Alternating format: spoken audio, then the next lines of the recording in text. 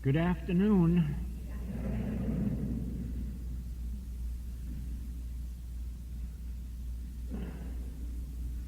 The question sometimes arises as to what is the difference between a lecture, an infinite way lecture, and a class. Insofar as the material is concerned, there is no difference. The work that I give at lectures is the same that I give in classes. The reason you can see, it is all spontaneous, and I have no way of knowing in advance what is going to come through.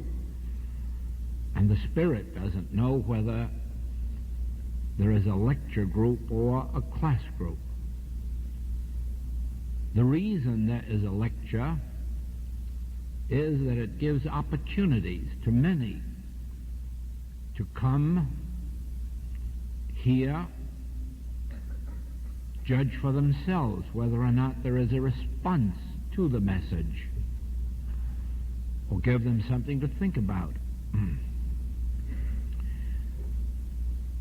And therefore, it is natural that they receive the full measure of that which comes through spiritually. In a class, the difference is that there is an obligation on the part of the students. The students have agreed to come to a class for the purpose of being instructed, receiving impartations. And this means that something of a dynamic character takes place, something requiring action, not merely the action of the teacher speaking and imparting, not merely the action of the student hearing. Oh, no. The student's obligation is to do with what they have heard, to act upon, to imbibe, to practice, until they have attained the consciousness they are seeking. Why are we students of the message of the infinite way? For only one reason. And if you have any other reason, it isn't a good one. The reason is to experience and to maintain the God experience. Actual, conscious oneness with God. An actual realization and demonstration of the Spirit of God in men. It is one thing to talk about this. It is another thing to hear about it, but it is far different to experience it. In the more than 17 years of the activity of the message of the infinite way, only 5 students have been chosen to be teachers and lecturers for us. You are hearing all 5 this week. And I know that when you have heard them all, you will agree that they have attained God realization. Their lives indicate that they have given up self. No, perhaps they haven't given it up. Self has been taken away from them, and their lives are dedicated to the Spirit, to God. This is our goal. And it is for this reason that only as our students show forth by their lives that they are ready for such an experience, that they can come to it.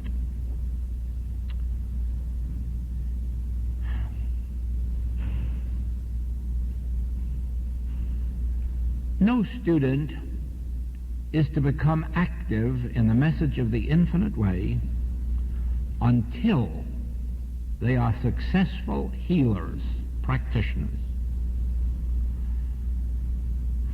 We have no one to speak the word of truth who cannot demonstrate it. In other words, those who voice the message of the infinite way must be expected to be called upon to prove it.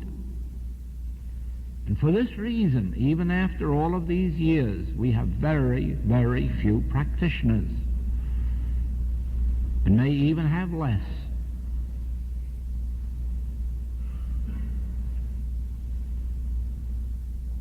And even with the start of healing work, this is not the full testimony to the actual realized Christ.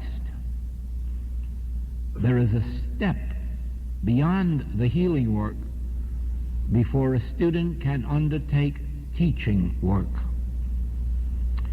But both of these steps require the actual experience of God. Not searching for God, not seeking for God, not reading books about God, but the attainment, the actual attainment of God realization, so that the life may be lived in an inner communion with the Spirit. Again, I bring to your attention the practicality of the spiritual life, because the attainment of spiritual realization never permits one to leave society, to leave the world. As the Master instructed his disciples, remain in the world, but not of it. And as he instructed them before the ascension, remain in this city until you are endowed from on high. Do not go out. Do not preach. Do not proselyte. Do nothing. Remain in this city until you are endowed from on high. And we say to our students, study, practice, meditate, but do not leave the city. Do not go out of your home. Do not try to be workers in the world field until you are endowed from on high. Why? Well, there have been people that have gone out into the world and built a personality following, but this has no relationship to spiritual work, because spiritual work must be accompanied by signs following. The practitioner or the teacher of the infinite way must, by his or her presence, bring healing, physical, mental, moral, financial healing, the healing of family problems, the healing of business problems. They must do this. Otherwise, they have not been endowed by the Spirit. The Master gives us the cue when he says in the temple, "The Spirit of the Lord God is upon me, and I am ordained to heal the sick." not to go away to a monastery and hide, not to leave the valley, to go to the mountaintop for inspiration, 3 days or 40 days, but then to come down to the valleys, to the seaside, and heal the sick, and forgive the sinner, show forth abundance to those in lack, bring forth the nature of God in the consciousness of man.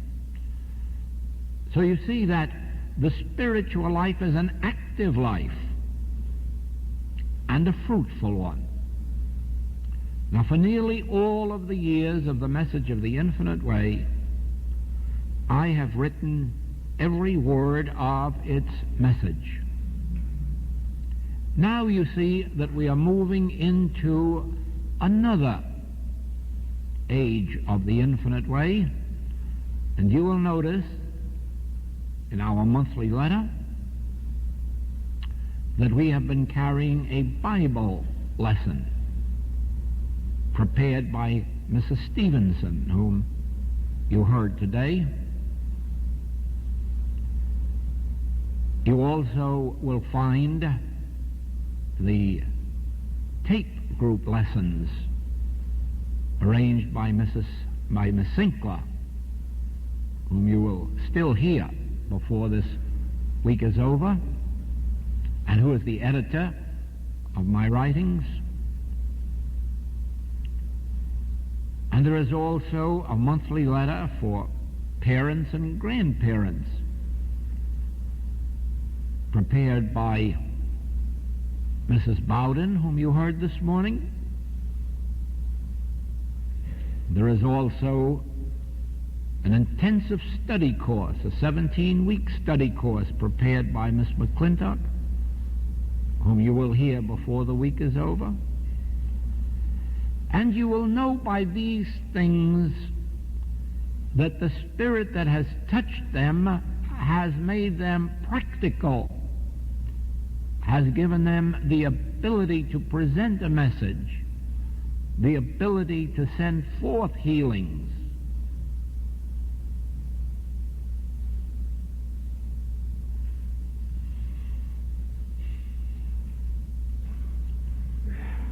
There are 20 large American corporations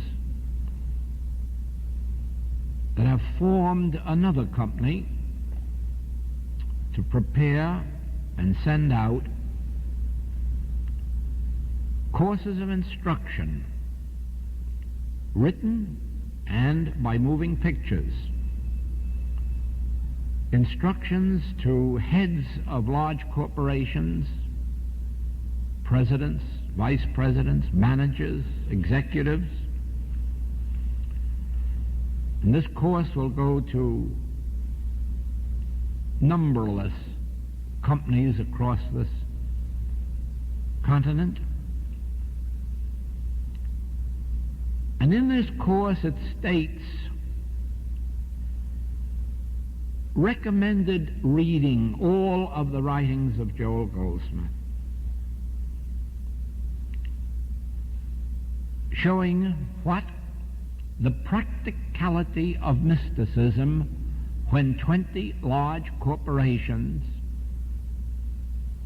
recommend it for businessmen. A university last year, having a sales manager's clinic of the Chevrolet Automobile Company, recommended our book, The Contemplative Life, for sales managers and salesmen of Chevrolet automobiles. Do you see how and why I stress the practicality of the spiritual life? Because these years have demonstrated that when the Spirit of God touches you, you begin immediately to lose the personal sense of self. In scriptural language, die daily. So that your prayers are no longer prayers for your own benefit or for the benefit of your family. We're taught, in Scripture that to pray for your friends is a waste of time. If you would be a child of God, you must pray for your enemies.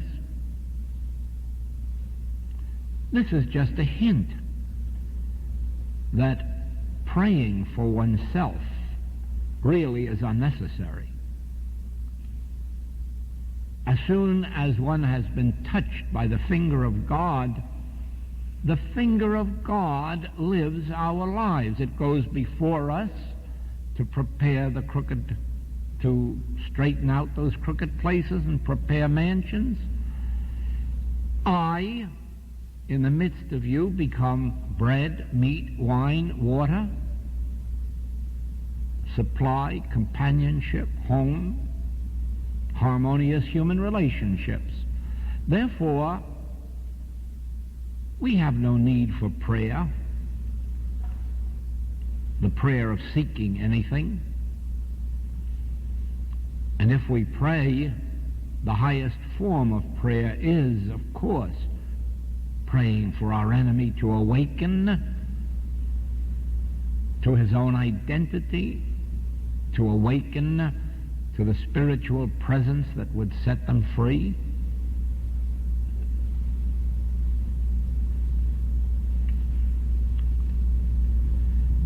But the greatest evidence of the practical nature of the spiritual life is this.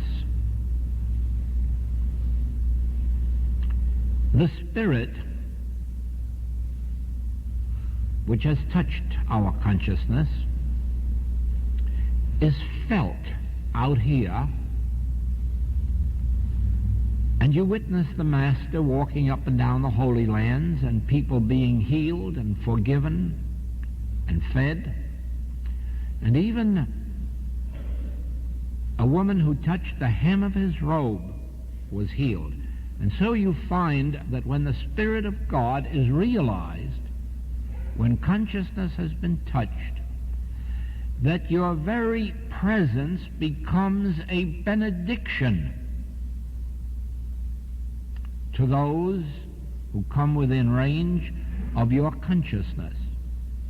It is not that you are interfering in their lives. It is not that you are trying to be a human do-gooder. It is only this, that where the Spirit of the Lord is, there is liberty. Or, in His presence, there is fullness of joy. Therefore, the moment anyone attains the realized presence of God, that presence of God doeth the works. Make no mistake about this. I of my own self can do nothing. If I speak of myself, I bear witness to a lie. If I should believe all of a sudden that I have become a master, I have lost the way. If I believe that I have any power to bless you, I have lost my soul. It is only in proportion as I live consciously in the presence of God, in meditation, in inner communion, that Spirit, which cannot be confined to space, will not be locked up in my body. It must permeate the very atmosphere where I am, and it, what the Master called the Father within, it blesses. You do not bless, I do not bless. I merely live as many hours of the day and night as I can in conscious communion within. I do not try to be a good human being. I merely try to live inwardly that the Spirit may have influence and power and not my selfhood. Then this doeth the works. As you hear our students on this platform, you will notice that too, that you are not aware of them as women, but that rather you will be hearing the message. You will more than hear it, you'll feel it. And once in a while you'll have to shake yourself to look up and be sure that you are listening to human women. The goal of our entire work is not that everyone may be a spiritual teacher or minister or healer. God is infinite. And thank God, each one of us is as individual as our fingerprints. We are individualizations of God being. God manifests himself, or the Spirit manifests itself. Life manifests itself as individually in you and me, as it does in the garden, in the park, in the forests. No one tree can take the place of another tree. The rose cannot supplant the orchid. The daisy is no less than the peony. The blade of grass is no less than a redwood tree. Each performs its own function as outlined, planned by the Spirit. Each one of us was originally created in the image and likeness of God to show forth God's glory. God's glory may be shown forth in the spiritual ministry, in art, in literature, in music, in industry. Many people wonder about that, industry. How does God fit into industry? Can you not imagine the blessings that we have witnessed in the world, in my generation and yours, through industry?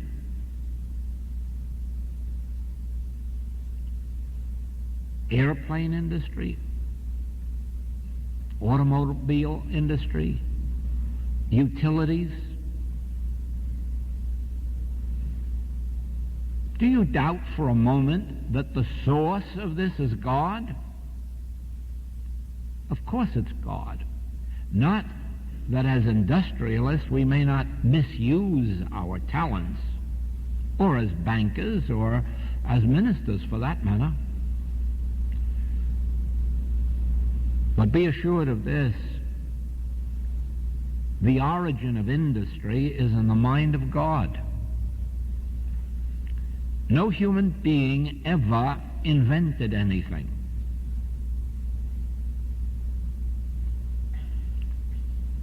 All of the great discoveries have been discoveries, revelations. No man created electricity and the uses of it. They discovered it, and they discovered it within their consciousness where those secrets had been planted.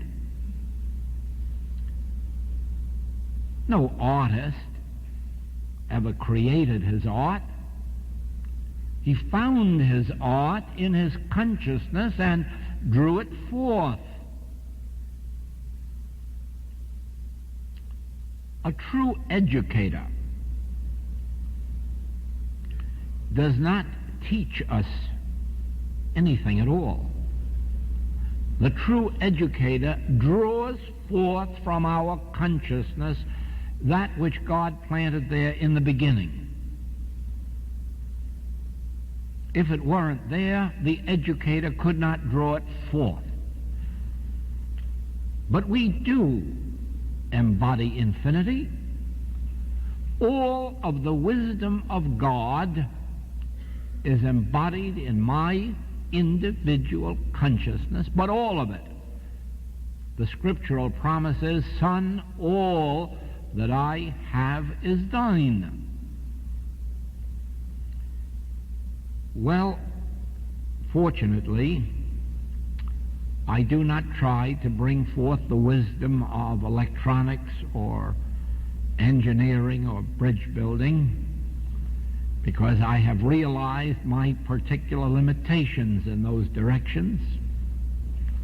And so I'm satisfied to let the Spirit come through in the particular form it seems to have chosen. And in the same way, it does not follow that each of our students will become a healer or teacher of spiritual wisdom, but it does follow that if they are touched and have the experience of God, that whatever their field is, they will be supreme in. They will be the best. And the reason is, there is no reason for anything less than the best of your particular field, because your own consciousness embodies the infinity of it. You have to be your own educator. You have to draw it forth from within yourself. And the means which we have discovered is through meditation. When I am preparing to be on the platform, and I have my long periods of meditation, close my eyes, open my ears, and realize that the infinite spiritual wisdom of God is embodied within me, and now speak, Lord, and let it flow.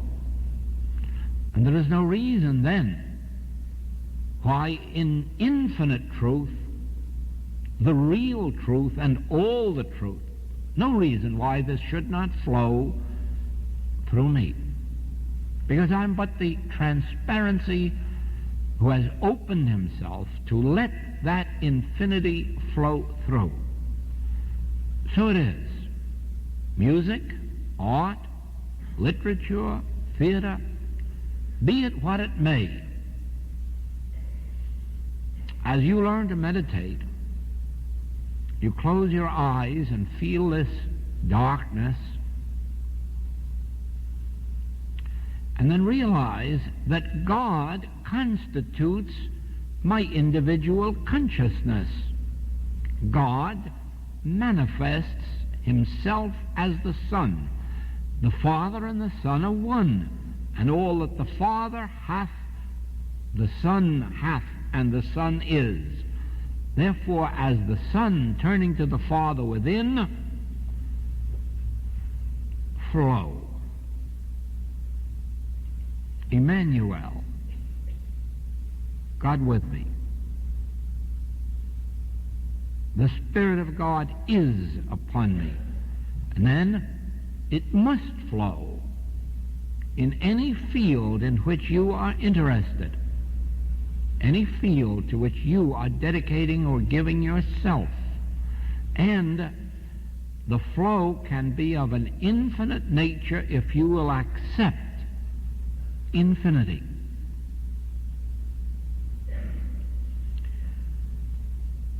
You see,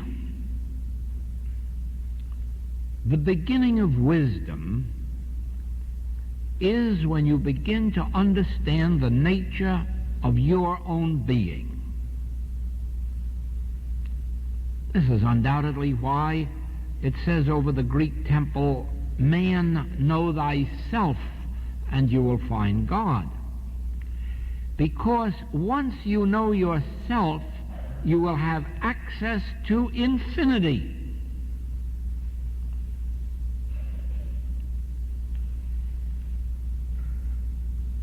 This is why the ideal that was expressed in the Magna Carta of England and in the Constitution of the United States and the Declaration of Independence, these ideals were expressed in order to show forth the dignity of individual man. The dignity, the equality, the wholeness of individual man. And just as when the Master said to his followers, "Call no man on earth your father, for one is your Father in heaven," he was not indicating that only Hebrews have God for their Father, even though he was addressing Hebrews. He certainly was not limiting that statement of the fatherhood of God to the Hebrew race. He voiced this as a universal truth which had been revealed within him, that God is our Father. Therefore, since this is universal truth, it is the one and same Father that says to every soul on the face of the globe, "Son, thou art ever with me, and all that I have is thine."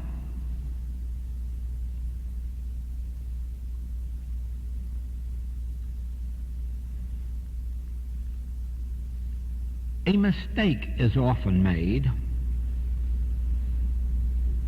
in believing that man is great in and of himself, that man himself is a superman or super being, whereas the mystics who really knew, the ones who were able to show forth their humility, knew that we are infinite, that we are immortal, that we are individually great, but by reason of our oneness with God, our source. When Paul says, "I can do all things," please remember that he adds, "through Christ, through the Spirit of God in me." When the Master says, "I can of my own self do nothing," he shows forth the same humility, even though he acknowledges the Father through me doeth the works. In other words, mysticism relates to an understanding of our relationship to God. Mysticism does not set up two individuals, 200 or 2,000, as each being great in their own right. It acknowledges no Superman. It acknowledges no superconsciousness, separate and apart from the man who has identified himself with his source, the divine consciousness.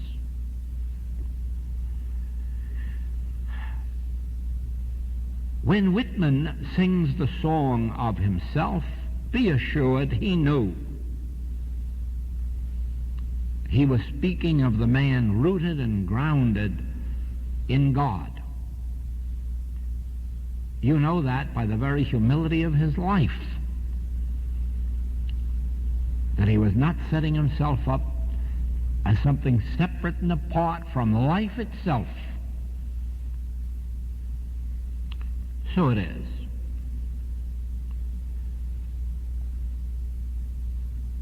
The world is going through a serious stage today because there is a warfare, a worldwide warfare against individuality, against individual identity, against relationship with God. All of that which sets up men and women in herds or unites them for their common good, all of this is a denial of the spirit of the individuality and the freedom of man. Makes no difference whether it is a communistic society that sets up 200,000 people to govern 200 million people, or a socialistic state that owns everything and parcels it out to its citizens.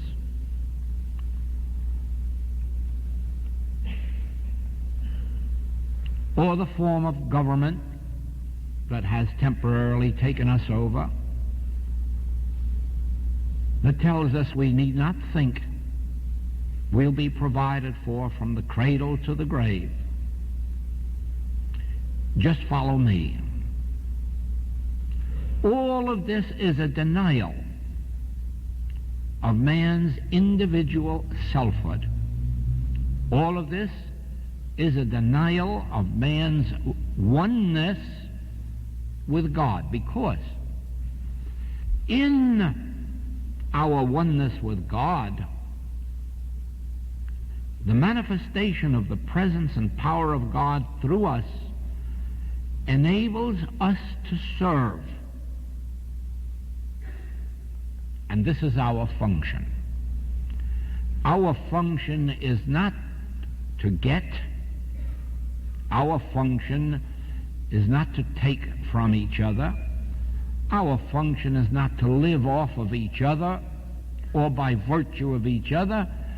The function of the individual man is service.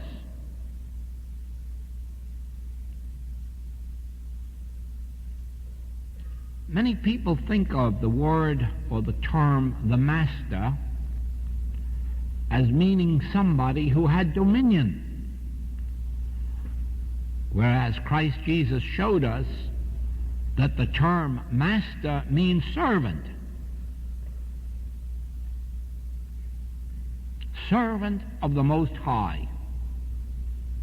And every gift that makes one a master makes them a greater servant. Not only of the Father, but of the sons of God. The master, watch him as the outstanding example of a God-realized man, having attained individual realization of his identity, and notice that at no time or place did he serve himself. He served the world that came within range of his consciousness. Study the life of Gautama the Buddha, and you will quickly be impressed by the fact that the very moment the grace of God reached him in his experience of the Bodhi tree, in that very moment his life was dedicated to the people of India, serving, healing, feeding. Paul, the same. The Bodhisattva, one of the real greats of the mystical world, who received the full and complete illumination of oneness in India in 900, or between 900 and 1,000.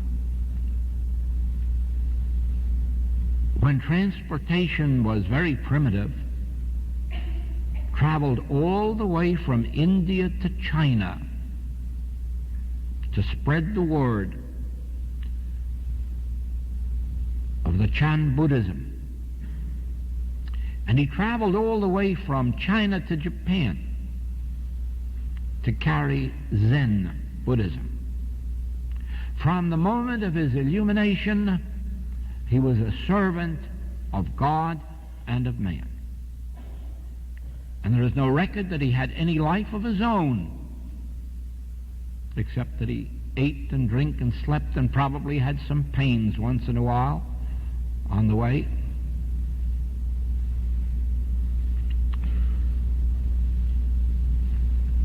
When any individual has their first God experience, regardless of how minor it may seem to be,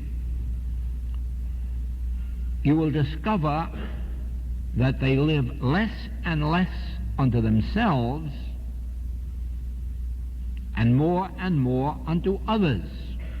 Again, they may show this forth in industry. You would be surprised how many men we have in industry today who live with the Bible and by spiritual means, and yet carry out their mechanical or commercial wisdom in industry. You would be surprised if you knew how many medical doctors there are who live by spiritual grace and do a great deal of their healing work by spiritual grace, even while passing out a few medicines to satisfy those who must have some external evidence of God's power. The experience of God, even to the degree of attaining the estate of a mystic, does not divorce one from this world, but it separates them from being of the world. It leaves them in the world. Inventors, artists, musicians, and all. It leaves them in the world, but living a different level of life where attention is not centered on creating or their own good, but rather in being instruments through which the Spirit can function. And this is a most important point to remember. To some, there may come a temptation when the Spirit first touches them to glorify their own egos and to make them think that they have become righteous or spiritual or moral or good or benevolent. This is the danger stage, and many have lost their entire hope of heaven, their entire hope of realization through being given God's grace and then allowing their ego to misinterpret it. From the moment that the Spirit of God or finger of God touches you, give recognition to the fact that whatever manifests itself through you is the grace of God, the activity of God, the presence of God.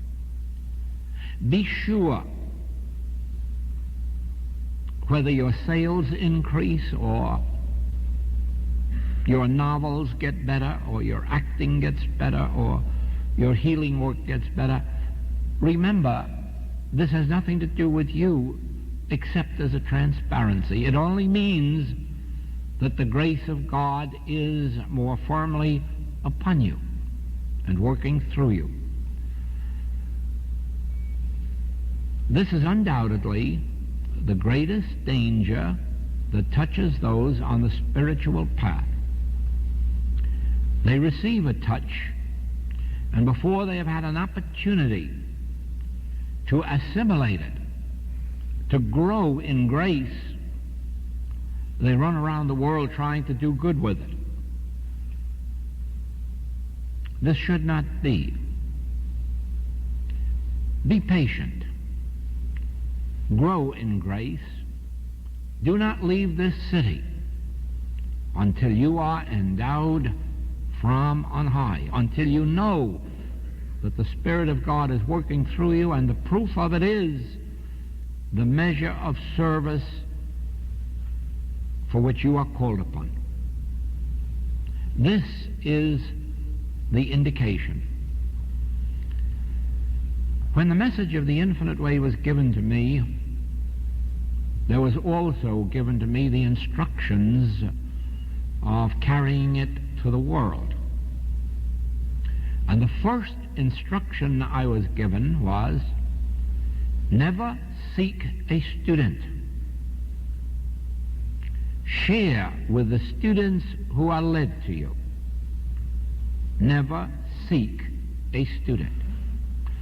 And this has been followed out to the extent that not only is there no attempt made to seek a student, but in all of these years I have never gone any place, have never lectured or taught any place except when I was sent for. Only when an invitation came that indicated its seriousness of purpose did I respond. I was instructed not to advertise in the usual sense of advertising, and we never have. We have a notice in the paper calling attention to the study center or calling attention to my class, but this is not advertising because it is always worded in such a way that only those who already know the name Goldsmith or Infinite Way can possibly know what it's about. Therefore, we are not advertising for anyone to come, and we are not advertising that we have any good to offer. So, gradually, we are led to one of the great principles of mysticism, and that is this.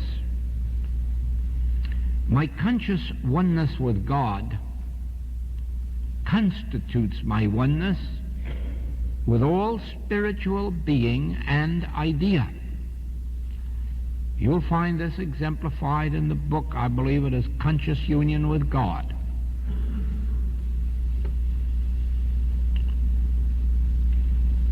In the moment, in my meditation, when I attain the realization of the presence of God, the Spirit of God, or my oneness with God or union with God,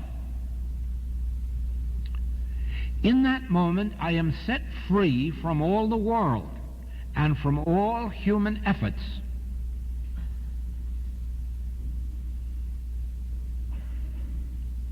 And the way it worked out practically was that I sat in a small office in California,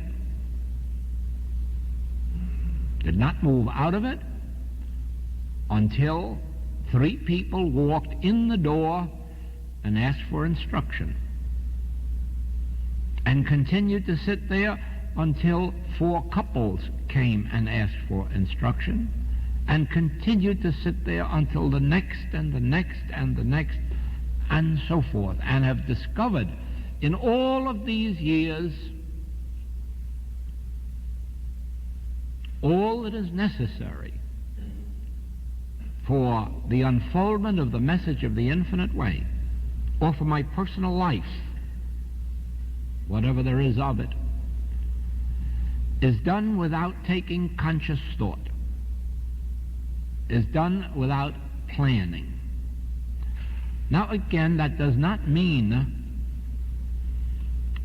that when the conviction is given to me within that I am to make a trip, it doesn't mean that I do not write ahead and ask for hotel reservations or a classroom or lecture room, or that I do not send out notices to our students that I'm coming. All of those practical footsteps follow after I have been given the instruction to go, and then find that the Spirit goes before me to make the crooked places straight. And this you will discover. Whatever your business may be, whatever your art or profession may be, that your contact with the Spirit draws unto you everything necessary for the fulfillment of your work, of your home, of your business, of your finances, of anything and every nature necessary for your life. But you will also discover this, that very quickly most of the good that is unfolding to you through the Spirit of God is being poured out for the benefit of others. You no longer have that sense of laying up treasure where moth nor rust corrupt. You no longer have that sense of, oh, this is mine. Just as the Spirit reveals to you that it is the Spirit of God moving through our teachers, so you will discover that it is the Spirit of God that is providing through you more than for you.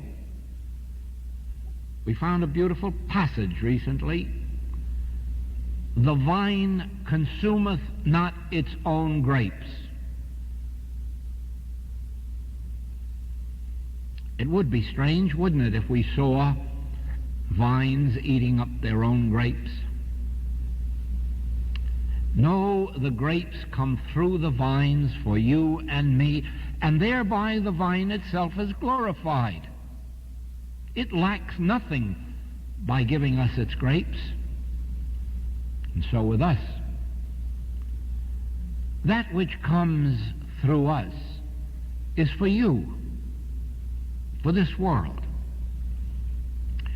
But we lack nothing by letting it pour. So you will discover, to me it is one of the greatest secrets I have ever learned, and one of the most valuable, that God has never given me anything. Never. Everything that has come to me through the grace of God has not been labeled for me, but through me.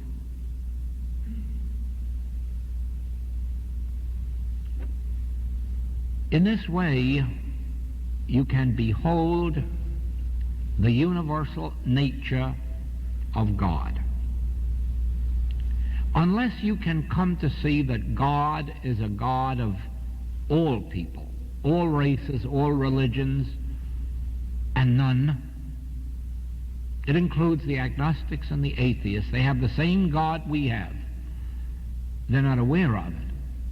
But they have the same God, and they receive their life from the same God. Even though they may not acknowledge it, they're breathing by the grace of God, and they even stand on their feet by the grace of God. If you ever try it, muscles cannot keep you on your feet. If consciousness is absent, you won't stand up.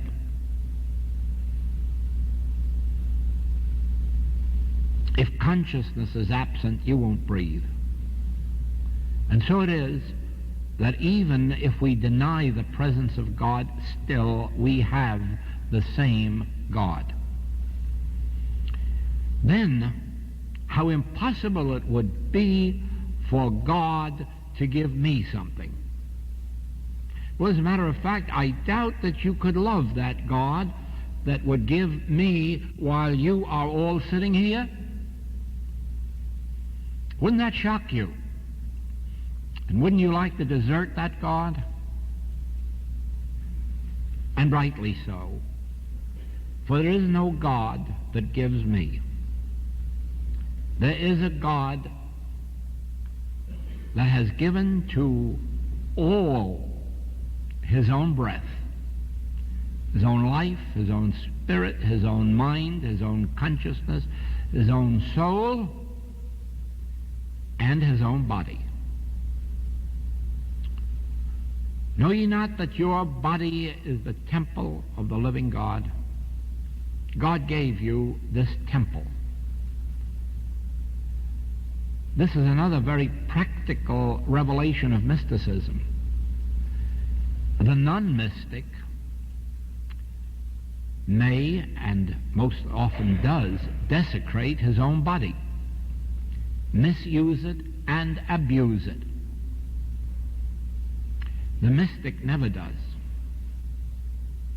The mystic knows that the body is the temple of God, has been given to him by the grace of God, and he knows that his body is sacred. And he knows that your body is sacred, and the mystic will never desecrate your body. The mystic will never dishonor your body. The mystic alone knows the sacredness of individual identity, individual being, individual sanctity, and even the sanctity of your body and of your purse. The mystic could never be a thief. The mystic could never cheat, defraud. Because the mystic, in the realization of the spiritual nature of individual being, holds you sacredly. You, your being, your body, your purse.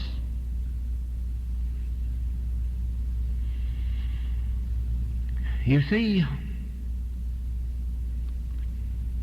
prayers for peace on earth are a waste of time. They are time-consuming, and they're purely a waste, because there can be no peace on earth until there is the understanding of the sanctity of the individual being. And then you will no more want to desecrate the citizens of another nation than you would your own, nor would you be a party to it. And therefore, as we all come into that realization, peace comes. You see, there is peace in this room, and there is peace among us and between us. And those who have any understanding of this message, and there are many here who have been with us many years who know, there is a permanent state of peace such as you feel here now. Why? Because of our recognition that I and my Father are one, all that the Father hath is mine, and therefore you are free with yours. I realize the sanctity of my being because of my relationship to God. I realize the sanctity of your being, and so each one of us comes to that realization. And since we want nothing of each other except to share what we have, there is peace. Wars come about for two major reasons: religion and money. These have been the foundations of every war that have ever been fought: religion or money.